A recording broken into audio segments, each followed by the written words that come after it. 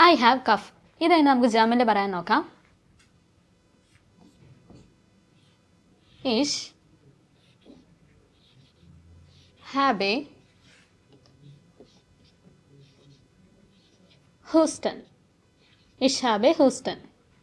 I have fever. ഇതായി നമുക്ക് ജർമ്മനിൽ പറയാൻ നോക്കാം. Ich habe Fieber. Ich habe Fieber.